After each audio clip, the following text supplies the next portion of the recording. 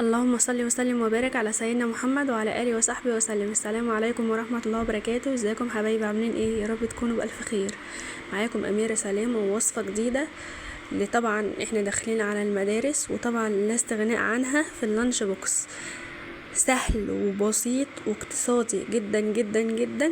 بنص كيلو من الدقيق هتعملي قالبين توست لا غنى عنهم. شايفين الطراوة بتاعته؟ شايفين الفراغات اللي في العجينة بتاعتنا؟ شكله تحفة، ريحته تحفة، طري وهش جدا جدا جدا، احلى من بتاع المحلات مليون مرة. غير كده ان هو مش محطوط عليه اي مواد حافظة. شايفين هش ازاي؟ شايفين الفراغات اللي فيه؟ تحفة تحفة يا جماعة. وهوريك النهاردة كمان لو ما عندكيش قوالب التوست تعمليه ازاي في قالب الانجليش كيك، وكمان في علبة السمنة. طبعا علبة السمنة موجودة في كل بيت.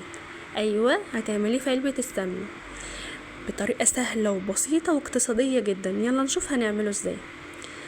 عندي هنا هحط في العجان او تعجين على ايدك المتاح عندك. هحط نص كيلو من الدقيق، عليه معلقة كبيرة من الخميرة، معلقتين كبار من السكر، نص معلقة صغيرة من الملح. هديهم تقليبه الاول، وهكون مجهزه معايا ميه دافيه للعجن. تمام كده. هوقف بقى خلاص. هضيف بقى معلقه كبيره من الخل، معلقتين كبار من الزيت، او معلقتين كبار من السمنه، او معلقتين كبار من الزبده. انا حطيت اللي هي ابسط حاجه اللي هي الزيت. هنزل عليها بنص كوبايه من الميه الدافيه، هديها تقليبه بسيطه، وهرجع احط مكون خرافه. ايوه، هو ده المكون. هنعمل مع بعض العجينة اليابانية اللي هي بتخلي العجين في حتة تانية خالص. عبارة عن ايه؟ عبارة عن معلقتين كبار من الدقيق، عليهم كوباية الا ربع من المية، قلبتهم كويس جدا، رفعتهم على النار لغاية ما ياخدوا القوام الكريمي ده، سبتهم يبردوا. بعد كده هحطهم على العجينة بتاعتي. تنفع العجينة دي على اي عجينة بتعجنيها، بتنقلها في حتة تانية حرفيا. هفضل اعجن كويس جدا. للاسف انا احتجت دقيق، فنصيحه حطي ربع كوبايه من الميه الاول، وبعد كده زودي الميه. حطيت معلقه كبيره من الدقيق، ودي العجينه اللي انا عايزاها. ايوه، انا عايزاها تلزق في الايد كده، بس مش تلزق اللي هي سايبه، لا، انا عايزاها تلزق وتمط المطه دي كده. العجينه بتاعتي جاهزه ومية مية. دهنت البوله بتاعتي دهنه بسيطه خالص من الزيت، ودي العجينه معايا.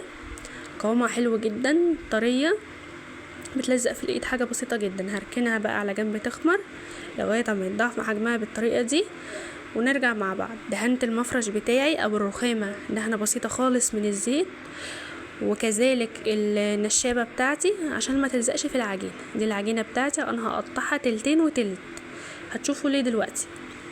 انا التلتين دي هعملها في قالب الانجليش كيك. طبعا القالب ده موجود في كل بيت، وزي ما قلتلك لو ما عندكيش القالب ده هتقسمي العجينه على نصين وتعمليها في علبه السمنه. ايوه، دي علبه السمنه. دهنتهم الاتنين دهنه كويسه جدا من الزيت، ورشيتهم رشه بالدقيق بطريقه سهله. نفضت الدقيق الزياده منهم، وبعد كده هستخدمهم عادي. انا قست القالب كده على العجينه بتاعتي الاول على العرض عشان مرجعش اقص والكلام ده. فردت العجينه بتاعتي فرد بسيط جدا، لفيتها رول اكني بعمل فينو بالظبط. قفلتها من تحت كويس، وبعد كده حطيتها في القالب. هبططها كده في القالب عشان تاخد نفس الشكل، وكده نبقى خلصنا القالب ده. نخش بقى على علبة السمنة. زي ما قلت لكم لو ما عندكوش القالب ده هتعملوا المقدار ده على علبتين من السمنة. هنا بقى احنا هنعمل العجينة بأي طول، بس نحاول يعني على قد ما نقدر طول علبة السمنة، لاننا كده كده هنحطها بالطول مش بالعرض. تمام. فردتها كده بكل سهولة برضو، وبرمتها نفس الطريقة، وقفلتها من تحت من الجوانب كويس جدا. واروح جايبة العلبة بتاعتي واحطها فيها على طول. طب العلبة دي اني حجم؟ اصغر حجم اللي هي كيلو. العلبة دي اللي هي كيلو يا جماعة. تمام. وقفتها فيها كده، والغطا بتاعها هدهنه دهنة بسيطة بالزيت، واروح مغطياها، بس هخليها على جنبها زي ما هي كده. هركنهم بقى على جنب يخمروا كويس جدا. طبعا انا غطيتهم، بس انا غطيته بالكيس بلاستيك، وكنت دهنها دهنه بسيطه من الزيت عشان اشيله بكل سهوله. طبعا انا مش هدخلهم الفرن كده، انا هحطهم في صينيه ألمونيوم عشان يستووا سوا كامل، ما يطلعش قلبه عجين من جوه. تمام. انا بقى دلوقتي مشغله الفرن على درجه حراره 160 على الرف الوسطاني. 160 يا جماعه، اللي هو اقل من المتوسطه. عندي هنا قوالب فويل، او اللي هي ورق الفويل اللي انت بتغطي بيه الاكل الطبيعي ده، عادي هتغطي بيه. تمام كده. انا هنا يا جماعه حصلت معايا لقطه ان هو وانا بشيل غطا علبه السمنه فالتخمير زي ما بيقولوا كده فش.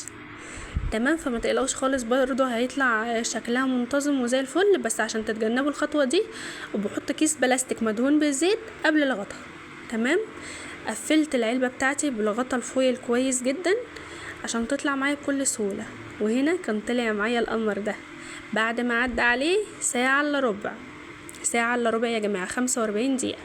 بس طبعا هتبصي عليه بعد نص ساعه هتشوفي ايه الاخبار. انا بصيت عليه بعد نص ساعه لقيت قالب التوست الكبير ده هياخد لون، فحطيت عليه ورقه كراسه عادي جدا عشان كله يبقى لون واحد ما يتحرقش. تمام.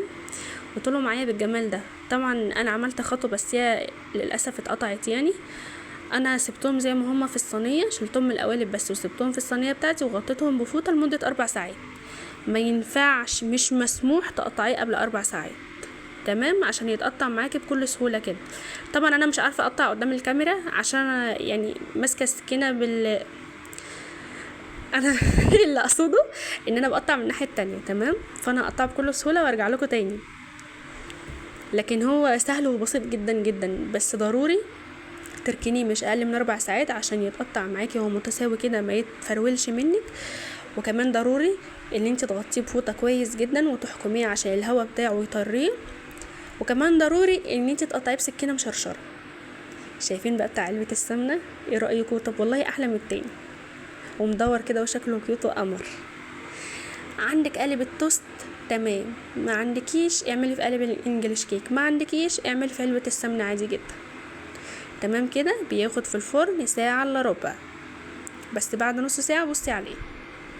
لو عندك قالب الانجليش كيك المقدار ده يعمل القالب الواحد اللي هو ليه غطا ده. سوري، قالب التوست المقدار ده يعمل قالب واحد.